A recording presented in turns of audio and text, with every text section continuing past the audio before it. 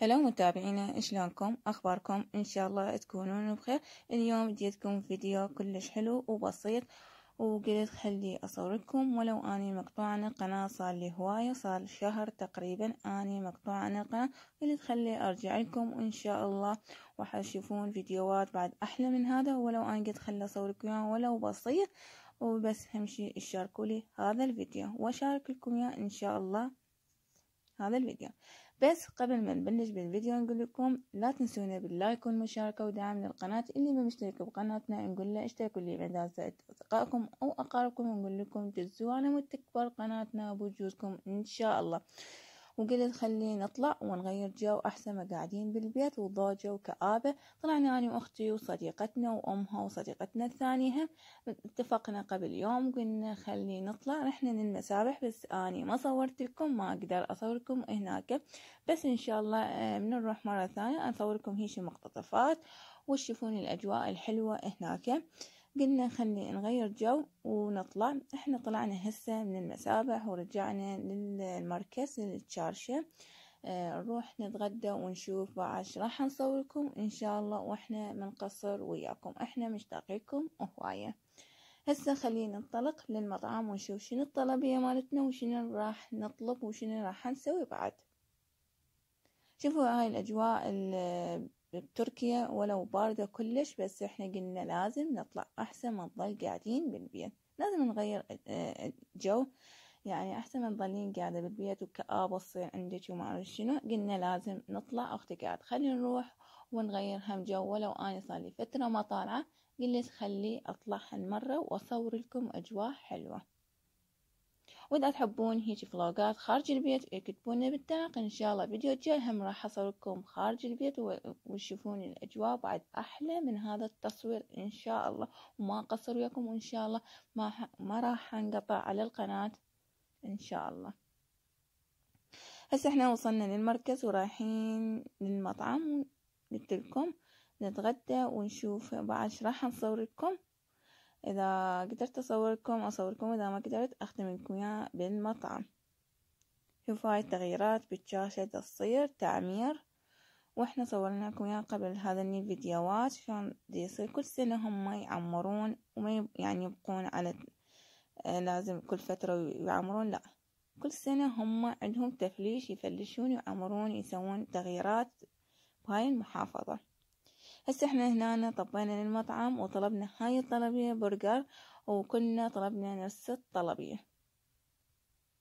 ما حد طلب يعني غير شي، لا احنا طلبنا هاي الطلبية وقلنا هذا اطيب شي اللي احنا طلبناه. يلا حبايب قلبي خلينا نتغدى. سهمكم العافية وسهمنا اهم نقول لكم الف الف عافية.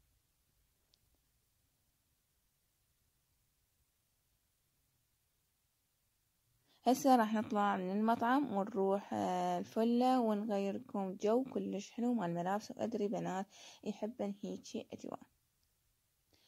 وهسه هاي هالسنة نازلة هاي الملابس وهاي الدرجة الألوان وكلش حلوة. عجبتني هاي الألوان الوردي والأخضر والبنفسجي وكل الأزرق هم، كل الألوان يعني عجبتني كلش. برتقالي، اللون البرتقالي أو اللون الأحمر، ألوانها كلش حلوة. هسه تشوفون الألوان شلون هالسنة اللي نازلة الألوان.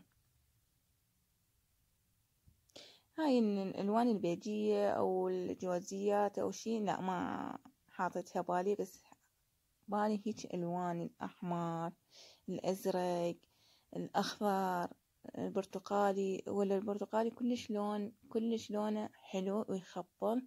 قلت فد يوم أجي لهذا المكان وأشوف شنو شي عندهم حلو يعجبني، وإن شاء الله راح أشتري وأصور لكم، وإن شاء الله راح أنزلكم المشتريات اللي أنا راح أشتري.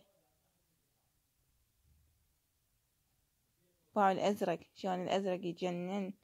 اكو شغلات حلوة عندهم واكو شغلات ما حلوة، حسب اللي انتي اللي يعجبش الموديل. مثلا ثاني اكو عندي موديلات ما عجبتني بالنسبة لي اني ما حلو، بس غير الزبون لا حيعجبه هو عنده عادي. شوفوا هنا البلوزات هاي شكلهن هم عندهم اكو مفرعات يلبسن هيجي، هاي على شكل فساتين لون احمر هذا القسم هنا ولا يجنن. فهنا كل قسم أحمر حاطين، فهنا هذا الأخضر. فهاي الألوان حلوة هالسنة، هاي الألوان الدارجة. عشان ألوان عشان حتى إن الفساتين كلش حلوة.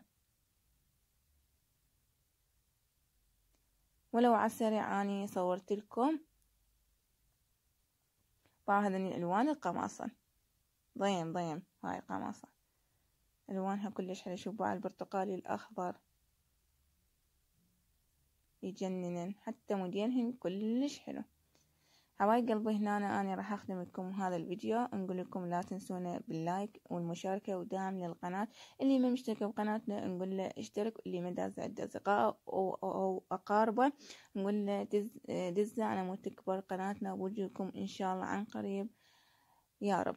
انسى نقول لكم هنا أنا راح أختمه وأقول لكم باي باي مع السلامة، وإن شاء الله جايتكم فيديو جديد وبعد أحلى من هذا الفيديو إن شاء الله، وما قصر وياكم وما قطع عن القناة. باي باي مع السلامة حبايب قلبي.